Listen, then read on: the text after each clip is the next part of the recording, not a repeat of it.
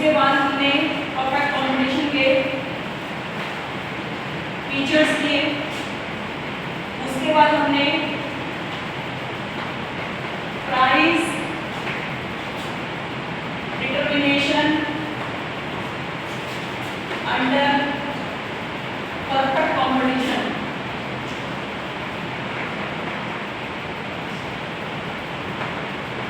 ये किया हमने। उसके बाद फिर मैंने आपको फॉर्म का मीनिंग कराया, फिर मैंने आपको इक्विलिब्रियम कराया, फिर मैंने आपको कंडीशंस ऑफ इक्विलिब्रियम कराई। ठीक है, यहाँ पे कराया मैंने आपको। हमने 4 कंडीशन पढ़ी। पहली कंडीशन क्या थी? पहली कंडीशन थी पहली कंडीशन थी जो टीआर है वो टीसी से ग्रेटर होना चाहिए। इसको हम ये भी कह सकते हैं टीआर माइनस टीसी बराबर है, इसको हम प्रॉफिट बोलते हैं। टीआर में से टीसी जाएगा, प्रॉफिट ही बचेगा ना। सेकंड कंडीशन थी एमआर और एमसी बराबर होने चाहिए। सी कंडीशन थी MC cut MR from below, और फोर्थ कंडीशन थी मिनिमम लॉस। ठीक है, आज ये चारों कंडीशन पढ़ेंगे। जो कराऊंगी पेपर में बस वही करना है, आपकी बुक में जो एक्स्ट्रा दिया है वो छोड़ देना, वो जस्ट हम नॉलेज के लिए पढ़ लेंगे, लेकिन पेपर के पॉइंट ऑफ व्यू जो करा रही है वो ये करना। अब देखिए पहली कंडीशन करते हैं। जो पहली कंडीशन है वो है टीआर टीसी से ग्रेटर होना चाहिए। चलिए डायग्राम बनाते हैं। डायग्राम जब हमने बनाया, आप सबको मैंने बताया था टीआर कैसा बनता है परफेक्ट कॉम्बिनेशन के अंदर, बिल्कुल सीधा जाता है। कराया था ना आप सबको, मैंने कराया था पोस्ट वाले चैप्टर में। टीसी कर्व कैसा बनता है? हमेशा यहाँ से शुरू होता है, यहाँ से शुरू होगा ना, क्योंकि फिक्स्ड कॉस्ट और वेरिएबल कॉस्ट दोनों मिलाकर यहाँ से शुरू कर देते हैं इसको। तो जो हमारा टीसी है वो इस तरीके से जा रहा है, ये हमारा टीसी कर्व। कहा था ना बेटा ऐसा डाला जाएगा, कहा था सभी को। आगे देखो, ये वाला पॉइंट है, ये वाला पॉइंट है, और जहां पर इनके बीच में सबसे ज्यादा गैप है, देखो यहाँ इतना है, यहाँ इतना है, यहाँ इतना है, यहाँ इतना है, यहाँ इतना है, यहाँ इतना है, ये वाला गैप मुझे सबसे ज्यादा लग रहा है। ठीक है, क्लियर है सभी को? इसका क्या मतलब है? आपकी कॉस्ट ज्यादा है, आपका रेवेन्यू कम है। इसका मतलब क्या हुआ? आप खर्चे ज्यादा कर रहे हो, आप कम रहा है। जब खर्चे ज्यादा कर रहे हो, कम आ रहा है, तो इसका मतलब प्रॉफिट नेगेटिव है ना, प्रॉफिट नेगेटिव है ना। इसका मतलब ये जो नीचे से नेगेटिव होता है, हमारे प्रॉफिट यहाँ से शुरू हो जाएंगे। समझ में आया? जहां पर टीआर टीसी बराबर है, इसका मतलब नो प्रॉफिट नो लॉस, इसका मतलब हमारे प्रॉफिट जीरो हो जाएंगे। आया समझ में? आप देखो जैसे जैसे इनका गैप बढ़ता जा रहा है, जैसे जैसे आपकी कॉस्ट कम होती जा रही है, रेवेन्यू बढ़ता जा रहा है, वैसे वैसे आपका प्रॉफिट भी बढ़ता जा रहा है। क्लियर हुआ? जैसे जैसे प्रॉफिट का गैप सबसे ज्यादा होगा, उसी तरीके से प्रॉफिट सबसे ज्यादा यहाँ होगा। जैसे जैसे आगे प्रॉफिट कम होता जा रहा है, दोनों का गैप, वैसे वैसे प्रॉफिट भी कम होता जा रहा है। जैसे जैसे दोनों आपस में मिले, वैसे वैसे ये भी जीरो हो गया। जैसे जैसे कॉस्ट ऊपर चली गई, रेवेन्यू नीचे आ गया, वैसे वैसे प्रॉफिट दोबारा से नेगेटिव चला गया। Most important diagram. समझ में आया सभी को? सभी को क्लियर है? तो देखो इस सारे को स्क्रीन करो। ये है आपका टोटल प्रॉफिट, यहाँ पे लिखो जीरो प्रॉफिट, यहाँ लिखो मैक्सिमम प्रॉफिट, यहाँ लिखो नेगेटिव प्रॉफिट, यहाँ लिखो टीआर टीसी ग्रेटर देन है, यहाँ लिखो नो प्रॉफिट नो लॉस, यहाँ लिखो टीआर ग्रेटर देन टीसी। समझ में आया? क्लियर है? तो पहली कंडीशन पूरी कर दी हमने। इसने कहा है टीआर टीसी का जो गैप है वो ज्यादा से ज्यादा होना चाहिए। सबको समझ में आ गया?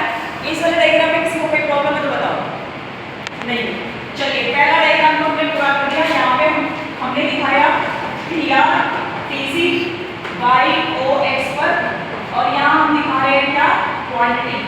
और ये हमारा नेगेटिव प्रॉफिट है, यानी कि नीचे से ऊपर से प्लस शूट किया, नीचे से हमने नेगेटिव शूट किया। तो ये क्लियर होगा, पहली कंडीशन पूरी होगी। अब लेते हैं second condition, B condition. B condition क्या कहती है? बी कंडीशन कहती है कि देखो भाई MR MC के बराबर होना चाहिए। चलिए जी इस कंडीशन को पूरा करते हैं। MR MC के बराबर होना चाहिए। परफेक्ट कॉम्बिनेशन के अंदर हमें पता है MR हमारा कैसा बनता है, यही AR होता है, यही MR होता है और यही प्राइम होता है। हमें पता है हमारी MC कैसी होती है, नीचे से ऊपर जाती है कट यू शेप की। तो हमारी नीचे से जब ऊपर की तरफ जाएगी MC, इसका मतलब इसने कहा है MR MC बराबर होने चाहिए। इसका मतलब MC MR यहाँ बराबर है, इसका मतलब ये इक्विलिब्रियम फॉर्म है। क्लियर है? सेकंड कंडीशन पूरी हो गई, सबको समझ में आया? पक्का? चलिए आप बात करते हैं कौन सी, ये भी कंडीशन पूरी होगी ना, इसमें हो गई ना, ये वाली कंडीशन भी हो गई। MC cut MR from below, MC cut करते हुए जा रही है, कहां से, नीचे से कट करती हुई जा रही है। वैसे तो ये ऊपर से भी कट करती हुई आएगी, लेकिन ये वाली कंडीशन भी मानी जाएगी, ये कंडीशन मानी जाएगी, क्योंकि नीचे से ऊपर की तरफ जानी चाहिए कट करते हुए। क्लियर है? उसके बाद इसने कहा है मिनिमम लॉसेस। मिनिमम लॉसेस का मतलब क्या है? डी कंडीशन जो है आपकी, मिनिमम लॉसेस का मतलब ये है कि जो आपका जो ये TR है आपका, और जो TC है वो ऊपर की तरफ जाएगा, ये TC है। इन दोनों, अब जो TC है किससे मिलकर बनता है? TC किससे मिलकर बनता है? FC और BC से, FC और BC से, यानी कि ये जो बनता है हमारा FC प्लस में BC से मिलकर बनता है। अगर इसकी हानि हो रही है हमें, तो उसको मिनिमम लॉस बोलते हैं। अगर हमें सिर्फ फिक्स्ड कॉस्ट की हानि हो रही है तो उसको हम मिनिमम लॉस बोलते हैं। वेरिएबल कॉस्ट कैसे बनता था? कॉस्ट के चक्कर में जाओ, वेरिएबल कॉस्ट कैसे बनता था? बिल्कुल जीरो से शुरू होगा और वो भी ऐश आकार का बनेगा। तो यहीं से शुरू करो और उसको भी ऐश की शेप में ऊपर लेके जाओ। तो ये हमारा BC है। इन दोनों के जो बीच का गैप है इसको बोलते हैं मिनिमम लॉस, यानी कि हमें इसका लॉस हो रहा है। जब भी अगर हमें इसका लॉस हो रहा है तब भी हम इक्विलिब्रियम में है, क्योंकि मान लीजिए मेरा एक कारखाना है, मेरे घर का ट्रक है, मेरे घर का कारखाना है, मैंने अपने ट्रक से माल भिजवा दिया, कोई बात नहीं, मेरे ट्रक का खर्चा नहीं निकला, लेकिन जो आने जाने का खर्चा है वो निकला है, माल बेचा उसका पैसा आया है मेरे पास, तो बस फिक्स कॉस्ट की हानि हुई है मुझे। क्लियर है आपको? तो ये चारों कंडीशन इस प्रकार से हुई। सबको क्लियर है? अब इन्होंने पूछा है, इसी के साथ बता रही हूँ, शॉर्ट रन में और लॉन्ग रन में।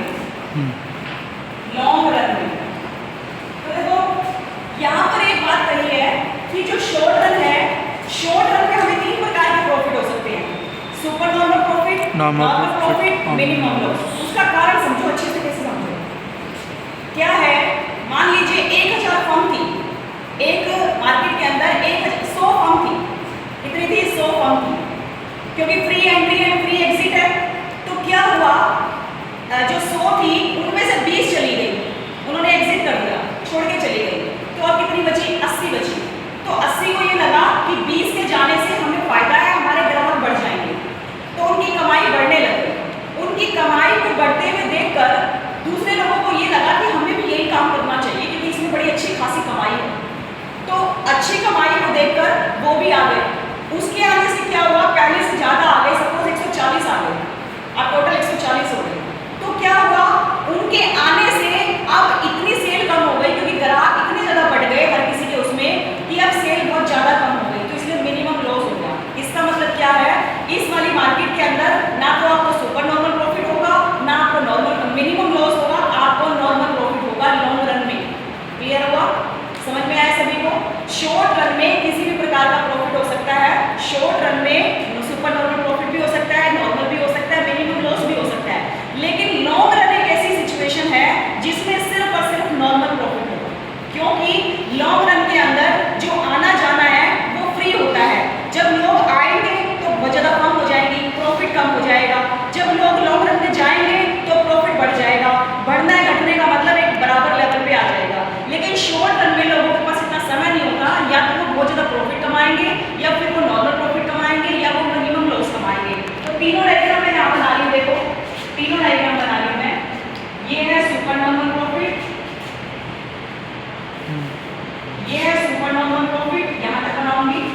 फिर यहाँ मिनिमम लॉस बनाऊंगी, यहाँ मैं बना रही हूँ सुपर नॉर्मल प्रॉफिट, यहाँ मैं बना रही हूँ नॉर्मल प्रॉफिट, यहाँ मैं बना रही हूँ मिनिमम लॉस। अब देखो ध्यान से देखना, तीनों में इसमें भी AR बराबर है MR, इसमें भी AR बराबर है MR, की परफेक्ट कॉम्बिनेशन में चल रहे हैं हम, इसका सम भी यही बनेगा, AR बराबर है MR। MC कट करते हुए जा रही है, MC ने जहां कट किया ये इक्विलिब्रियम पॉइंट है, MC ने जहां कट किया ये इक्विलिब्रियम पॉइंट है, MC ने जहां कट किया ये इक्विलिब्रियम पॉइंट है। अब ध्यान से देखना, जो सुपर नॉर्मल प्रॉफिट होता है ना, इसमें जो AR है वो AC से ग्रेटर होता है, जो नॉर्मल प्रॉफिट है इसमें AR AC के बराबर होता है, जो मिनिमम लॉस है इसमें AR लेस देन होता है AC के। क्लियर है? सुपर नॉर्मल प्रॉफिट में AR AC से ज्यादा होता है। अब मेरा AR तो ये है ना, AR तो ये है, सबको पता है AC कैसा बनेगा, कोर्स वाले चैप्टर में किया है ना, AC कैसा बनता है, U शेप का बनता है। तो हम क्या करेंगे, नीचे से लेकर जाएंगे, AC को नीचे से लेकर जाएंगे। देखो ये तो है AR और ये है AC, ये जो गैप है दोनों का, ये AR ये AC, ये AR ये AC, जो बीच का गैप है ये सारा सुपर नॉर्मल प्रॉफिट है। क्लियर हुआ? समझ में आया सभी को? इसमें क्या होगा, AR AC के बराबर होगा, यानी कि जहां पर AR है ये AR है, AC भी इससे टच करती हुई जाएगी, इसका मतलब AC बिल्कुल इस पर टच करते हुए जाएगी। AR कम है AC कम है, AC ज्यादा है, इसका मतलब AC को ऊपर से ले जाओ, और ये जब ऊपर लेके जाओगे तो ये सारा लॉस दिखा। आया समझ में? बिल्कुल 100% क्लियर हो गया, चैप्टर क्लियर हो गया, आपका चैप्टर